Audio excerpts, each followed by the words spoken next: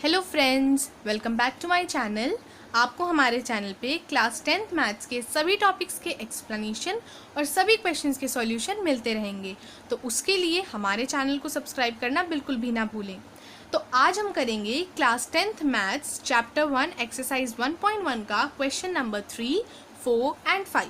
तो इससे पहले वाले वीडियोस में मैंने एक्सरसाइज 1.1 के जो टॉपिक्स हैं, जो थ्योरम्स हैं, वो आपको एक्सप्लेन की थी और क्वेश्चन 1 और 2 हम कर चुके हैं। तो आज की इस वीडियो में हम करेंगे question number 3, 4 and 5।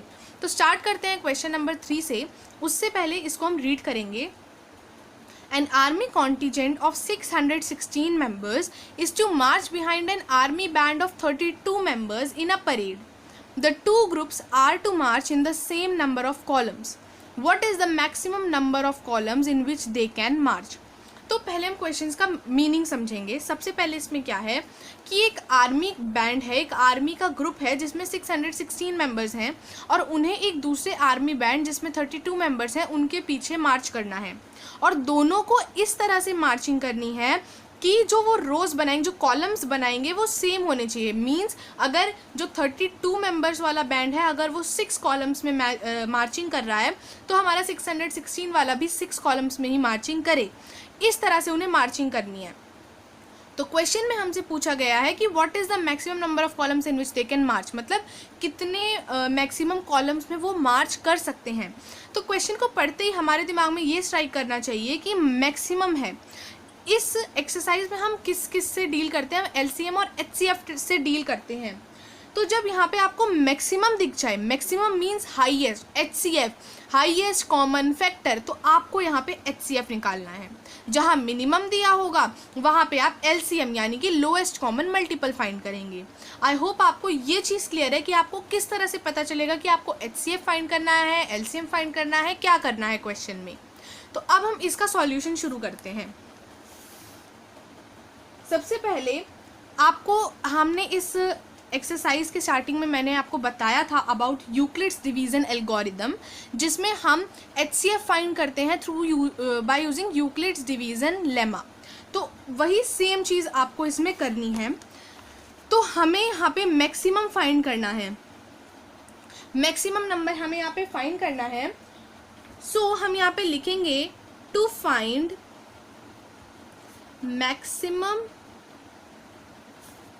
Maximum number of columns. जो हमें maximum number of columns find करने हैं, we need to calculate HCF. किसका एचसीएफ हमें फाइंड करना है? 616 एंड 32। ये चीज़ आपको सबसे पहले मेंशन करनी है। अब हम यूक्लिड्स डिवीजन एल्गोरिदम का यूज़ करेंगे। तो यहाँ पे हम लिखेंगे using Euclid's division algorithm. Euclid's division algorithm का यूज़ करेंगे। तो हम इसका एचसीएफ कैसे फाइंड करेंगे, मैंने आपको पिछली वीडियोस में भी बताया था। फिर से मैं आपको बताती हूँ कि जो हमारा बड़ा नंबर है, आपको सबसे पहले ही देखते हुए ये देखना है कि आपका कौन सा नंबर बड़ा है। यहाँ पे मेरा 616 जो है वो 32 से बड़ा है। तो मैं क्या करूँगी, मैं 616 को एज अ डिविडेंड लिखूँगी और 32 को एज अ डिवाइज़र लिखूँगी। फाइन। तो जब हम 616 को 32 से मैं यहाँ पे डिवाइड करके दिखा देती हूँ, 1 ज़ा 9, 296 एंड यहाँ पे हमारा आ जाएगा 9, 296 या। तो ये आपको मिल जाएगा। सॉरी फ्रेंड्स, यहाँ पे 288 आएगा। 9 2 ज़ा 18 एंड 1 कैरी, 9 3 ज़ा 27, 28। और आपको यहाँ पे एलसीएम मिल जाएगा 18। 8 आपको यहाँ पे एलसीएम मिल गया। तो इसको हम किस फॉर्म में लिखेंगे? 32 × 19 + 8। ठीक है। अब देखो, अब हमें ये पता है एचसीएफ हम तभी कंसीडर करते हैं जब हमारे पास जो रिमाइंडर है वो 0 आए। बट यहाँ तो रिमाइंडर 0 नहीं है। इट मीन्स इसको हम फर्दर सॉल्व करेंगे। तो कैसे सॉल्व करेंगे? जो आपका रिमाइंडर आया है अब उसको डिवाइज़र बनाएंगे और जो डिवाइज़र था उसको डिविडेंड बनाएंगे। तो 32 ये तो आपको पता ही होगा, 8 4 ज़ा 32 प्लस 0। अब रिमाइंडर हमें 0 मिल गया। जैसे ही रिमाइंडर हमारा 0 के इक्वल हुआ, हम तुरंत लिख सकते हैं देयरफॉर HCF हमारा कितना आ जाएगा 8। तो यानी कि HCF 8 आ गया। तो कितनी मैक्सिमम रोज में वो वॉक कर सकते हैं? मैक्सिमम नंबर ऑफ कॉलम्स, कितने कॉलम्स में वो मार्च कर सकते हैं? वो हो जाएगा आपका 8। तो ये है यहाँ पे हमारा थर्ड क्वेश्चन। अब हम चलते हैं फोर्थ क्वेश्चन पे। फोर्थ क्वेश्चन देखते हैं क्या कहता है। Use Euclid's division lemma to show that the square of any positive integer is either of the form 3m or 3m plus 1 for some integer m। Means आपको Euclid's division lemma को use करना है और आपको ये show करना है कि कोई भी आप पॉजिटिव इंटीजर लेते हो, कोई भी पॉजिटिव इंटीजर, उसका अगर हम स्क्वायर करेंगे तो हमें वो किस फॉर्म में मिलेगा? या तो 3m की फॉर्म में मिलेगा या 3m प्लस 1 की फॉर्म में मिलेगा। ये क्वेश्चन भी काफ़ी ईजी है। अगर आपको सेकंड क्वेश्चन आ गया तो फोर्थ करने में ज़्यादा आपको डिफ़िकल्टी नहीं होगी। मैं बताती हूँ कैसे करेंगे आप इसको। तो सबसे पहले तो आपको वो नंबर अज्यूम करना है जो हम नंबर कंसीडर कर रहे हैं जो पॉजिटिव नंबर है। सो लेट द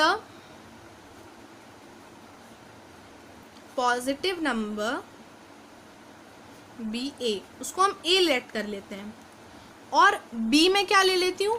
बी में ले लेती हूँ 3। अब मैंने यहाँ पे 3 क्यों लिया? क्योंकि मुझे यहाँ पे देखो क्या फॉर्म चाहिए, मुझे चाहिए 3m प्लस 1 की फॉर्म चाहिए। मुझे यहाँ पे 3m प्लस 1 की फॉर्म चाहिए, तो मैं यहाँ पे b को भी क्या ही लूँगी? 3 ही लूँगी। ओके, आई होप इतना आपको क्लियर है। अब हम क्या करेंगे, a और b जब हम लेते हैं तो हम यूक्लिड्स डिवीजन लेमा का यहाँ पे यूज़ करेंगे। सो अकॉर्डिंग टू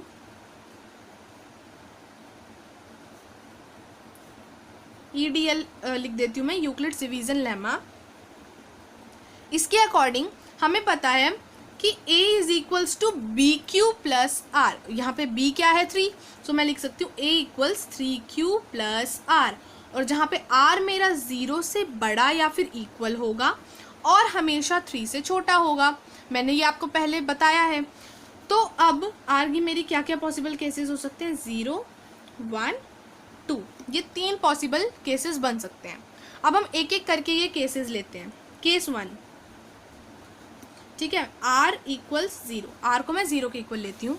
अब इस वैल्यू को मैं अपनी इस इक्वेशन में पुट करूँगी। a equals 3q plus 0, a equals 3q। Next step अब देखिए क्या होगा। यहाँ पे मुझे चाहिए square of any positive integers, यानी मैं इसका क्या करूँगी? इसका स्क्वायर करूँगी। स्क्वायरिंग बोथ साइड्स, दोनों साइड्स का हम स्क्वायर करेंगे। कोई भी चीज़ करते हैं किसी इक्वेशन में तो दोनों साइड करते हैं। a स्क्वायर इक्वल्स 3q का स्क्वायर, तो हो जाएगा a square equals 9q square. अब मुझे तो वैल्यू मिल गई 9q स्क्वायर, बट क्वेश्चन में तो मुझसे पूछा गया था 3m, राइट? 3m या 3m प्लस 1 पूछा गया था और मुझे मिला 9q स्क्वायर। तो मैं इसको 3m कैसे बनाऊंगी? Very simple. इसको 3m बनाने के लिए हम क्या करेंगे, हम इसमें से 3 कॉमन ले सकते हैं, राइट? हम इसमें से 3 कॉमन बाहर ले सकते हैं, तो मेरे पास अंदर क्या बचता है? 3q स्क्वायर बचता है। अब मुझे 3m या 3m प्लस 1 चाहिए, तो 3m अगर मैं देखती हूँ तो उसमें से मुझे 3 तो मिल गया। m को मैं कैसे लूँगी? Let 3q square equals m। हम 3q स्क्वायर को ही क्यों ना m के इक्वल पुट कर दें। तो अगर मैं इसको m के इक्वल पुट करती हूँ तो मुझे a स्क्वायर 3m मिल गया। दैट्स इट, फर्स्ट केस हमारा प्रूव हो गया। तो मैं यहाँ पे इसको फर्स्ट केस ले लेती हूँ। यहाँ पे मैं कर देती हूँ दूसरा case, case 2।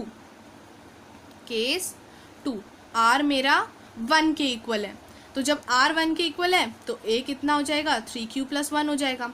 Again squaring both sides, square चाहिए ना हमें, तो हम स्क्वायरिंग करेंगे दोनों side. Squaring both sides, a square equals 3q plus 1 का होल स्क्वायर। अब यहाँ पे कुछ बच्चे ये मिस्टेक करते हैं 3q, इसको लिख देंगे 9q square plus 1, but you must know जहाँ पे भी होल स्क्वायर आता है वहाँ पे आइडेंटिटी आपको यूज़ करनी है। और आपको ये आइडेंटिटी बिल्कुल पता होगी कि a plus B whole square equals A square plus B square plus 2ab, वही आइडेंटिटी हमें यहाँ पे अप्लाई करनी है। So A square equals A square plus यहाँ पे b हमारा 1 है, बी स्क्वायर प्लस 2ab, तो यहाँ से मुझे मिल जाएगा A square equals 9q square plus 1 plus 6q, right. अब फ्रेंड्स यहाँ पे मुझे क्या चाहिए, अब मैं इसको 3m तो नहीं बना सकती बट 3m प्लस 1 बना सकती हूँ। कैसे मुझे पता चला मैं इसको 3m प्लस 1 बनाऊँगी, क्योंकि मुझे यहाँ पे प्लस 1 ऑलरेडी मिल चुका है, इसलिए मैं इसको 3m प्लस 1 की फॉर्म बनाऊंगी। यानी कि मुझे क्या करना पड़ेगा, मुझे एक 3 कॉमन लेना है, क्योंकि मैं m लेट कर सकती हूँ, m को मैं लेट कर सकती हूँ, बट 3 और 1 तो मुझे चाहिए।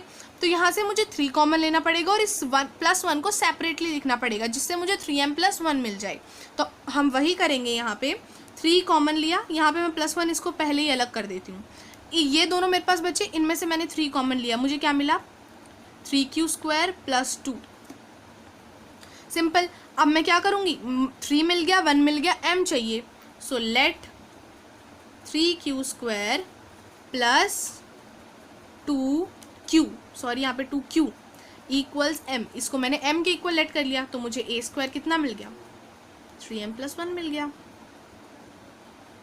2 केसेस मैंने प्रूव कर दिए। अब हम चलते हैं अपने लास्ट केस पे।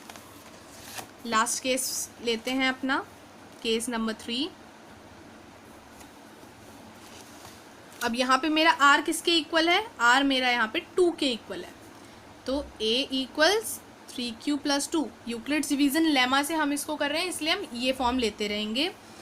Again squaring both sides, squaring both sides, दोनों साइड्स का स्क्वायर करेंगे। a square equals 3q plus 2 का होल स्क्वायर। अगेन मैं यहाँ पे आइडेंटिटी लगाऊंगी a plus B whole square की, तो ये हो गया a square plus B square plus 2ab, right. तो a स्क्वायर इक्वल्स ये हो गया 9q स्क्वायर प्लस 4 प्लस ये कितना हो जाएगा 3 2 6, 6 2 12q। अब आप कहोगे कि यहाँ पे ना तो मेरे पास 1 लेने का कोई चांस है, ना तो मेरे पास 3m लेने का कोई चांस है, क्योंकि मुझे जो कांस्टेंट नंबर मिला है। सो फ्रेंड्स, ये जो 3m और 3m हम प्लस 1 ले रहे हैं, ये किस पर डिपेंड कर रहा है, ये हमारे कांस्टेंट नंबर पे डिपेंड कर रहा है कि वो क्या है। तो देखो यहाँ पे जैसे मेरे पास कांस्टेंट नंबर कुछ नहीं था तो मैंने 3m का फॉर्म लिया, यहाँ पे मेरे पास कांस्टेंट नंबर 1 था तो मैंने 3m प्लस 1 का फॉर्म लिया, बट यहाँ तो कांस्टेंट नंबर 4 है और 3m प्लस 4 तो कोई केस है ही नहीं। तो अब हम इसको किस तरह से लिखेंगे, और ना ही मैं 4 में से 3 कॉमन ले सकती हूँ, राइट। 4 में से मैं 3 भी नहीं कॉमन ले सकती, तो इसको आपको 4 को इस तरह से ब्रेक करना है कि आप उसमें से 3 कॉमन ले सको, एक ऐसा नंबर मिल जाए और आपको 1 मिल जाए। तो किस तरह से हम इसको ब्रेक करेंगे, हम इसको ब्रेक करेंगे 3 प्लस 1 की फॉर्म में, ठीक है। इस तरह से हमें इसको ब्रेक करना है। तो मैं इसको स्टैंडर्ड फॉर्म में लिख लेती हूँ, 9q square plus 12q plus 3 plus 1। Clear. अब ये प्लस 1 मुझे मिल गया यहाँ पे। अब मैं इसको कैसे करूँगी, अब मैं यहाँ से 3 कॉमन लूँगी, 3 कॉमन लिया, 3q square plus 4q plus 1 और ये बाहर प्लस 1। अब हम सिंपली इसको m लेट कर सकते हैं, let 3q square plus 4q plus 1 equals m। मैं इसको m लेट कर सकती हूँ क्योंकि यहाँ पे मेरे पास वेरिएबल्स है, मेरे पास कोई फिक्स्ड वैल्यू नहीं है, और ये मेरा m भी एक वेरिएबल है, ये भी कुछ भी कांस्टेंट हो सकता है। सो ये a स्क्वायर क्या हो जाएगा 3m प्लस 1। यहाँ भी मैंने प्रूफ कर दिया। तो मैं अपने तीनों केसेस से, फ्रॉम केसेस 1 2 एंड 3, अपने तीनों केसेस से ये कह सकती हूँ, from cases 1 2 and 3 we can say that any positive integer is of the form 3m और 3m plus 1। आई होप आपको ये क्वेश्चन भी क्लियर होगा। अब हम चलते हैं अपने फिफ्थ और लास्ट क्वेश्चन पे। फिफ्थ क्वेश्चन भी हमारा फोर्थ क्वेश्चन की तरह एग्जैक्ट सेम है, बस वैल्यू डिफरेंट है और स्क्वायर की जगह क्यूब आपको दे दिया गया है। बस प्रोसेस बिल्कुल सेम रहेगी। अब यहाँ पे आपको 9m दिया हुआ है, तो कुछ बच्चे क्या करेंगे, इसमें क्या कर लेंगे, 9 ले लेंगे b की वैल्यू सॉरी। अगर आप 9 लेते हो b की वैल्यू तो आपके पास 9 केसेस भी बनते हैं, ये बात आपको पता होनी चाहिए। 9 आप बिल्कुल ले सकते हो, क्वेश्चन आपका फिर भी हो जाएगा सॉल्व, लेकिन आपके 9 केसेस जो बन जाएंगे उसकी वजह से सॉल्यूशन लेंदी हो जाएगा और आपको पेपर में इसे करने में टाइम लगेगा। तो इसीलिए मैं इतना बड़ा नंबर 9 ना लेके क्यों ना मैं 3 ले लूँ, क्योंकि 3 का भी स्क्वायर, अगर मैं 9 का भी क्यूब करूँगी तो भी मैं उसमें से 9 कॉमन ले सकती हूँ, और अगर मैं 3 का भी क्यूब करती हूँ तो उसमें से भी मैं 9 कॉमन ले सकती हूँ, क्योंकि 9 भी क्या है, 9 भी तो हमारा 3 का ही एक मल्टीपल है। सो मैं यहाँ पे 3 केस भी ले सकती हूँ। अगर मैं 3 नंबर लेती हूँ तो मेरे पास केसेस भी 3 ही आएंगे और उससे मेरा सॉल्यूशन भी छोटा ही रहेगा। तो सॉल्यूशन को बढ़ाने की कोई ज़रूरत नहीं है, हम इसमें 9 की बजाय 3 भी लेके कर सकते हैं। तो फिफ्थ क्वेश्चन करते हैं। लेट द पॉजिटिव, सेम वही चीज़ें करनी है, let the positive integer B, क्या लेंगे हम इसको a लेंगे, एंड b को हम क्या लेंगे 3 लेंगे, according to Euclid's division lemma a equals 3q plus r, जहाँ पे मेरा r 0 के इक्वल या बड़ा होगा या फिर मेरे 3 से छोटा होगा। देयरफॉर मेरे r के क्या पॉसिबल केसेस हो सकते हैं, 0, 1, 2, right. Case 1, a equals 3q plus 0, तो a इक्वल्स 3q। अब वहाँ पे हम स्क्वायरिंग बोथ साइड्स कर रहे थे, यहाँ पे हम क्यूबिंग बोथ साइड्स करेंगे, क्योंकि मुझे क्वेश्चन में दिया हुआ है, क्या दिया हुआ है देखिए, cube of any positive integer. तो मैं स्क्वायरिंग नहीं करूँगी, मैं क्यूबिंग करूँगी यहाँ पे। So let's do the cubing both sides. a cube equals 3q का क्यूब हो जाएगा, a cube equals 27q cube. अब मुझे क्या चाहिए, मुझे चाहिए, यहाँ पे मैं आपको दिखा देती हूँ, 9m प्लस 1, 9m प्लस 8।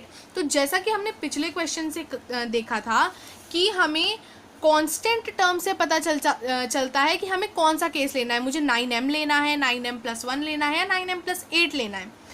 तो उसके लिए पहले आपको 9 तो लेना पड़ेगा, और यहाँ पे आप देख सकते हो कांस्टेंट टर्म कुछ नहीं है, तो यानी कि कौन से केस के पास कुछ भी कांस्टेंट टर्म नहीं थी, 9m के पास। तो मैं यहाँ पे 9m वाला केस लेती हूँ, यहाँ से मैं 9 कॉमन लूँगी, 9 कॉमन लूँगी तो अंदर बचेगा 3q cube. So let 3q cube equals m। इसको जैसे ही मैंने m के इक्वल पुट किया तो मेरे a क्यूब की क्या वैल्यू आ गई, 9m आ गई। यहाँ पे ही हो जाता है मेरा पहला केस सॉल्व, राइट। अब हम चलते हैं इसके दूसरे केस पे, ठीक है, दूसरे केस पे चलते हैं। Case number 2, a equals 3q plus 1, 3q plus 1, sorry cubing both sides, cubing करेंगे।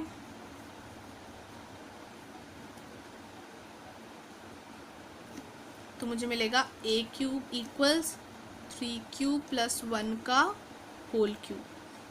तो a क्यूब इक्वल्स, अब यहाँ पे आपको आइडेंटिटी पता होनी चाहिए, a plus B whole cube की आइडेंटिटी होती है, वो आपको यहाँ पे पता होनी चाहिए, जो कि होती है a cube plus b cube plus 3a square b, 3a का स्क्वायर और फिर मल्टीप्लाई में b plus 3ab square, 3a